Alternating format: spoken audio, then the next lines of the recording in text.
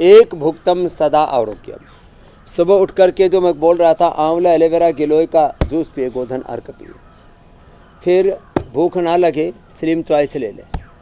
ये गोधन अर्क और गर्म पानी के साथ ले लिया, साथ में वेट को ले लिया 2-2 गोली। ये वेट को बहुत ही ज़बरदस्त है। और ये मेतो हरबटी, भस्त्रिका, कपाल भाती। और एक बार खाना खाएं, खाने के 1 घंटे बाद पानी पिए। रात का खाना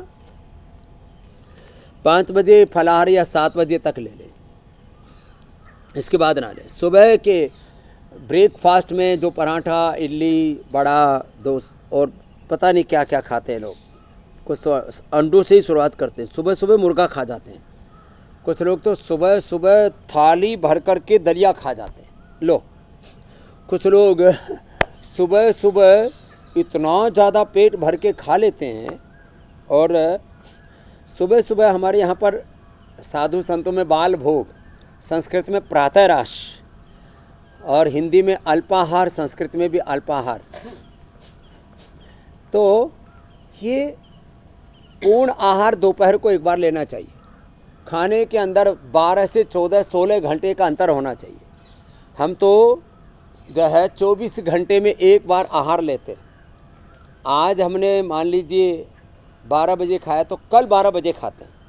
बीच में थोड़ा सा ये औषध पान किया और शाम को थोड़ा सा फलाहार ले लिया, उबली हुई सब्जियां या फल, बस। और देखो आपके सामने बैठे, बॉडी का पूरा स्ट्रक्चर देख लीजिए, पूरा शरीर।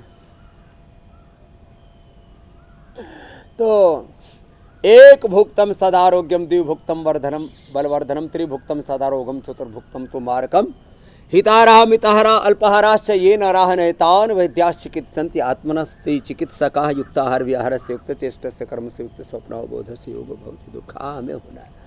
आहार ये हमारी फिजिकल बॉडी का रॉ मटेरियल है, पूरा स्ट्रक्चर उसी से बनता है। हमारा स्ट्रक्चर और कैरेक्टर, हार्डवेयर सॉफ्टवेयर सब करेक्ट होगा। खान पान को तो ठीक रखना ही पड़ेगा। नमक की जगह हमने सेंधा नमक दिया है, मिलेट्स दिए बहुत प्रकार के। हमने उपवास के लिए कुट्टो का आटा खा करके इतने लोग बीमार हो गए। कुट्टो और सिंघाड़े का आटे से लेकर के हमने चौलाई से लेकर के सब कुछ दिया है लोगों को। अच्छी चीज़ें खाएं पिए ना। और 100 साल तक अपने आरोग्य को हमें अच्छा रखना है। कुछ दिनों के बाद जो गलत खाते पीते हैं, एक शब्द मैं बार बार बोलता हूँ, परिणाम।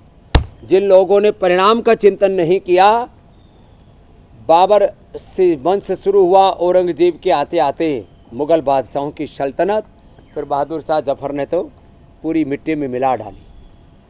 देखो, याद रखना, आपका आहार, विचार, वाणी, व्यवहार, स्वभाव, चरित्र, आचरणशील अच्छा नहीं है तो इसका ध्यान रखना पड़ेगा। इसलिए योग मात्र खाली व्यायाम, आसन, प्राणायाम नहीं है।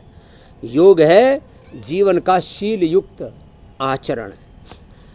565 रियासतें थी, कहाँ गई वो, कहाँ गया वो सिकंदर, कहाँ गया वो विश्व विजेता बनने का ख्वाब देखने वाला हिटलर, कहाँ गए वो अंग्रेज, कहाँ गई वो राजाओं महाराजाओं की बड़ी बड़ी हुकूमतें, बड़े बड़े साम्राज्य लोगों के ध्वस्त हो गए। इसलिए परिणाम का चिंतन करो। जो कुछ कर रहे हो, खा रहे हो, पी रहे हो, सोच रहे हो, देख रहे हो, सुन रहे हो, जो कुछ आपके जीवन में आप आचरण कर रहे हो ना, उसके ऊपर ध्यान देने की जरूरत है। जिसका परिणाम गलत होता है ना, अपनी बॉडी के 37 ट्रिलियन सेल से लेकर के इस जड़ चेतन जीव जगत पर जिसका बुरा परिणाम पड़ता है, उससे बचना भाई। वही बुराई है, वही पाप है, वही अधर्म है।